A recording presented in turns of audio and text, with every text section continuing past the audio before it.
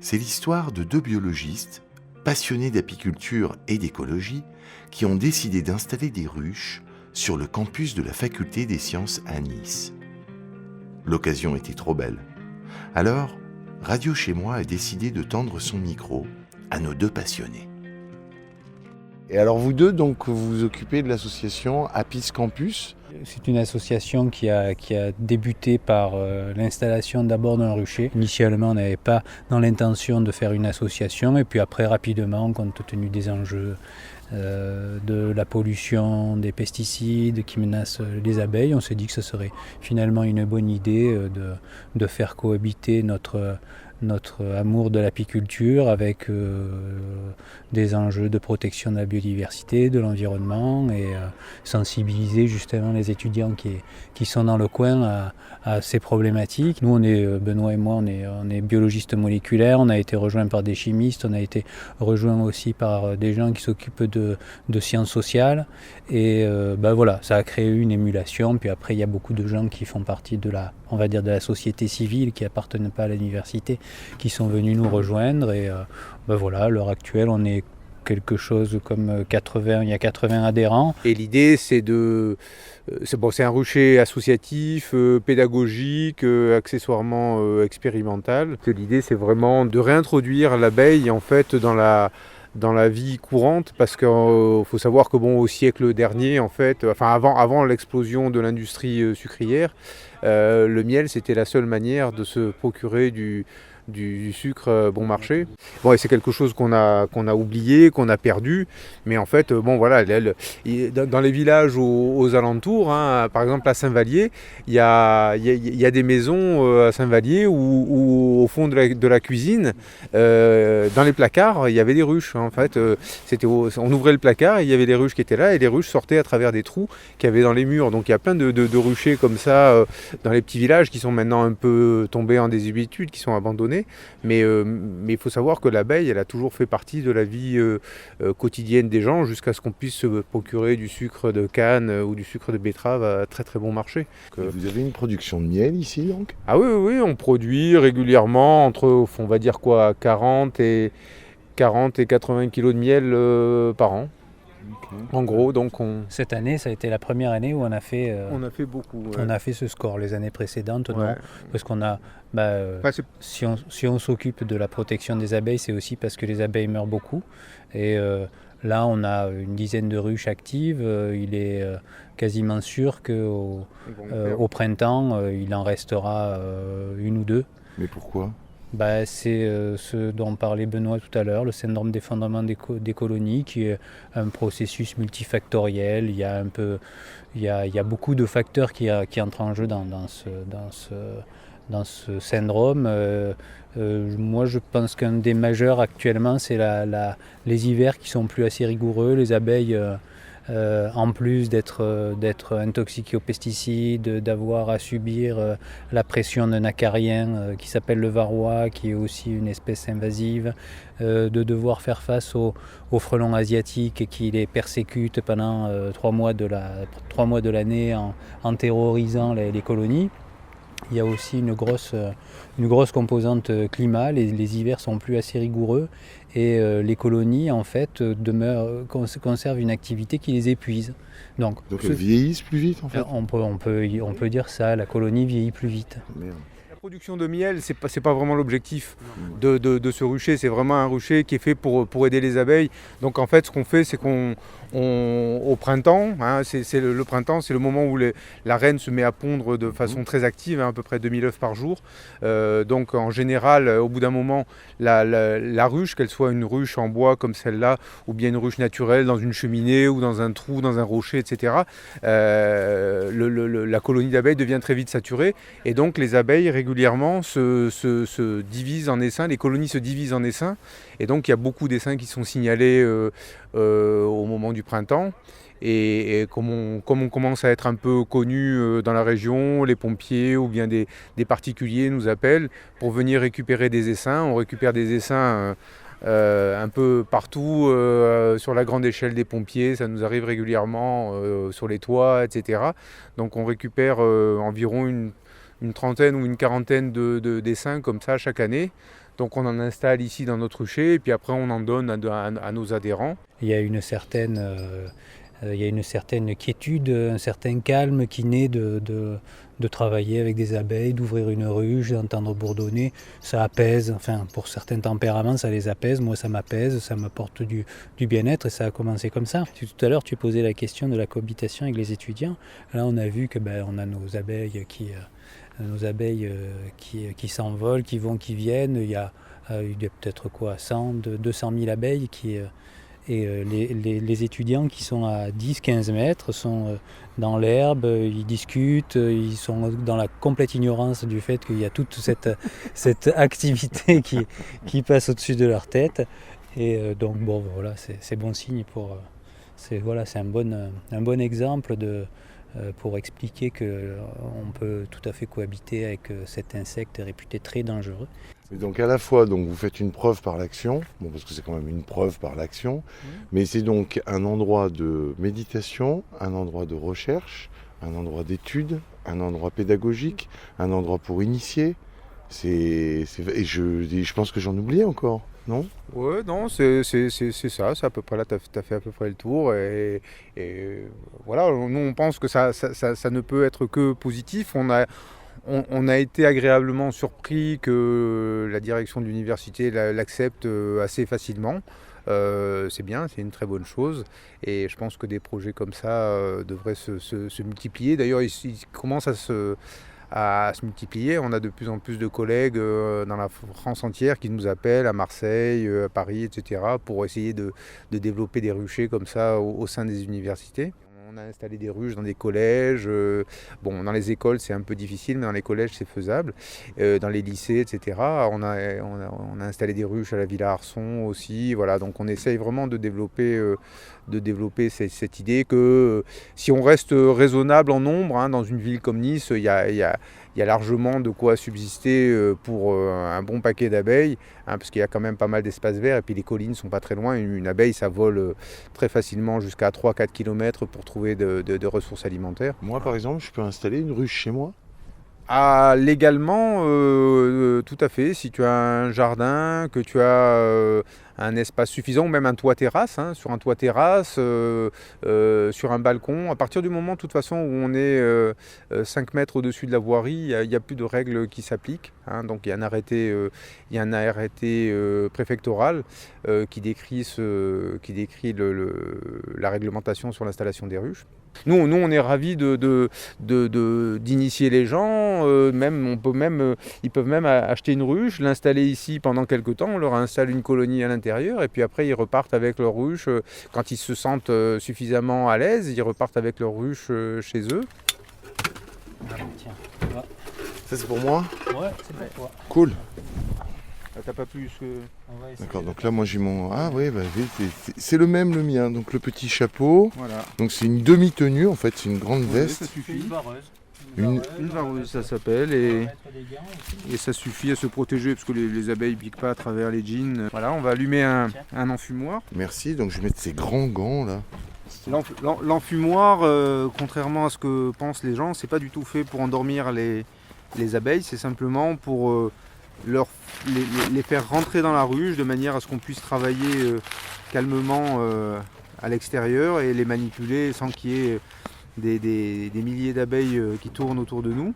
En fait, les abeilles pensent qu'il y a potentiellement un incendie quelque part, donc elles ont le réflexe de s'engouffrer dans la ruche et d'aller remplir leur jabot, c'est-à-dire leur estomac, avec du miel, et se tiennent prêtes à fuir s'il le faut, s'il y avait vraiment un incendie. C'est un leurre en fait. Voilà, c'est un leurre, exactement. Et alors en plus, c'est même un double leurre, puisque ça a aussi la propriété de saturer les récepteurs des phéromones de stress en fait que les abeilles ont. Dès qu'elles sentent une présence, une manipulation qui est inhabituelle, elles ont tendance à stresser. Donc là, avec la fumée, ces récepteurs des phéromones de stress, les phéromones, c'est comme des parfums volatiles qui se diffusent très rapidement. Ces récepteurs que les abeilles ont sur leurs organes sensoriels, comme les antennes ou les pattes d'ailleurs, ces récepteurs sont saturés et du coup les abeilles ne se rendent pas compte qu'éventuellement il y a un peu de stress qui est généré et du coup ça a tendance à les calmer. Donc là on brûle du nid ce matin. Quelle horreur! C'est du recyclage. Sacrilège.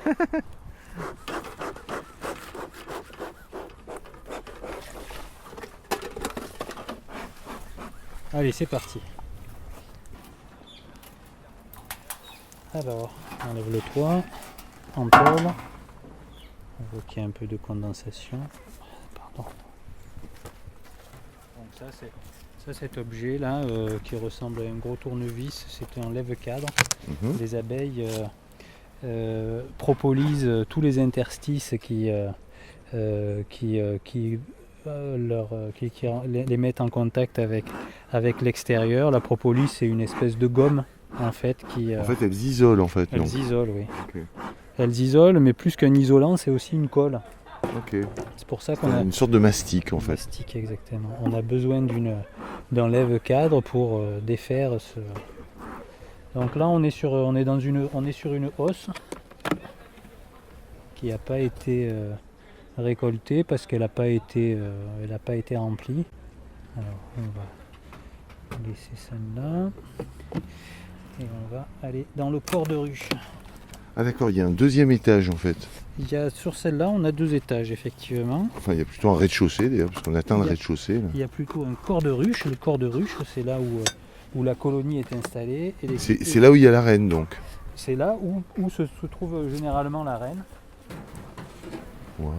Voilà, donc là tu as du miel. Ça Ouais. c'est du miel qu'on appelle du miel operculé, c'est-à-dire qu'il est fermé, il est à maturation, c'est-à-dire qu'il pourrait être récolté. Mais on ne Voilà. récolte pas le miel qui se trouve dans les corps de ruche est pas récolté. Dans le bas des ruches, il n'est pas récolté. On le laisse pour l'hiver, pour que la colonie puisse se vivre dessus. Puisse vivre avec pendant tout l'hiver. C'est-à-dire dans chaque petite alvéole, en fait, c'est comme une petite urne avec un petit peu de miel. C'est ça, tout à fait, voilà. Okay.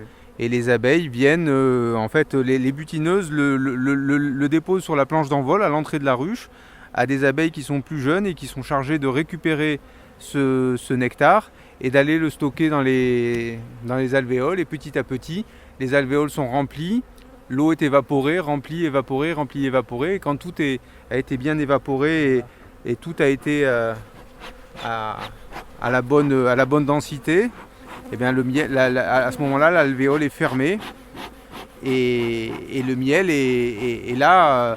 Il peut être stocké pendant plusieurs années sans aucun problème, puisqu'on a même retrouvé du miel dans les pyramides des pharaons, du miel vieux de plus de 3000 ans et qui était tout à fait consommable. Voilà. Mais comment elles se reconnaissent, ces abeilles? C'est des phéromones particuliers par colonie? Exactement ça. C'est en fait dans la ruche, en fait, toutes les abeilles sont sœurs ou demi-sœurs, puisque la reine est fécondée en vol une semaine après sa naissance par une dizaine de mâles, 10 à 15 mâles, et elle stocke les spermatozoïdes pendant toute sa vie, qui est à peu près de 4-5 ans. Donc elle ne s'accouple qu'une fois.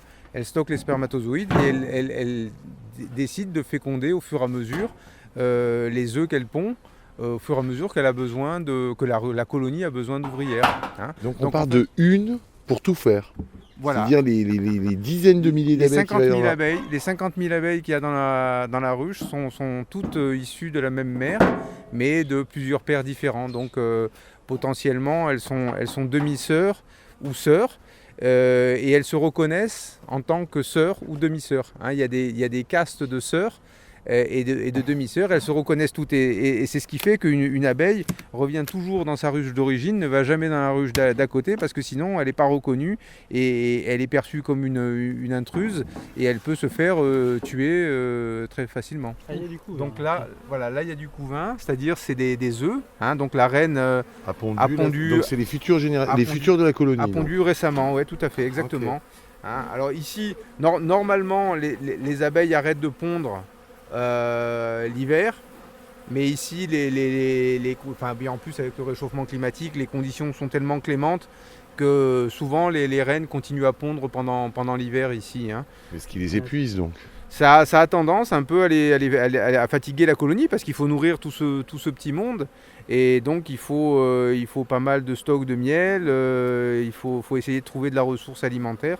Donc là ce qu'on voit, voilà, c'est des futurs des futures ouvrières. ouvrières qui vont Là, naître. pour l'instant, donc c'est des petites larves là. Hein. Voilà, c'est exactement, voilà. Dans cette saison, il n'y a pas de mâles. Voilà, Pour voir les mâles, il faudra revenir au printemps. Ok. Voilà, les Et là, mâles sont éliminés en général au mois de septembre-octobre. Mais c'est très méchant. Ah oui. pourquoi Alors c'est parce qu'en fait le mâle est absolument pas productif dans une ruche. Le mâle il ne sert qu'à féconder la reine. Le mâle ne sert à rien d'autre. Faut le savoir quand même. Il bouffe du miel, il consomme du miel. Il ne pique pas.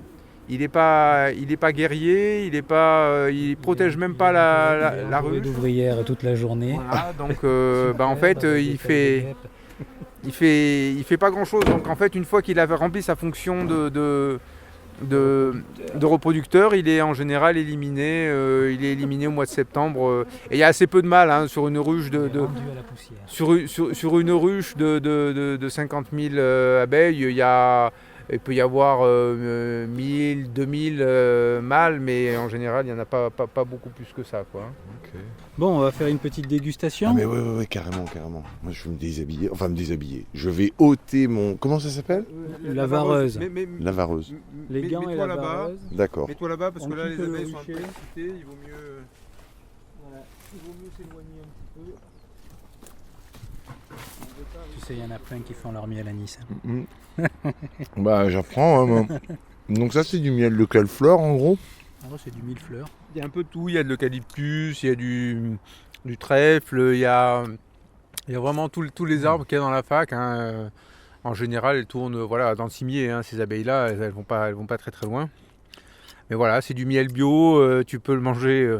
Et tu vois qu'il n'y a pas photo par rapport à un miel de Carrefour, qui vient en général, il y a hors communauté. Voilà, l'étiquetage des miels, c'est une vraie catastrophe en France. Personne n'arrive à se mettre d'accord sur, et surtout pas les grandes surfaces, sur un étiquetage, un AOP ou un AOC des miels.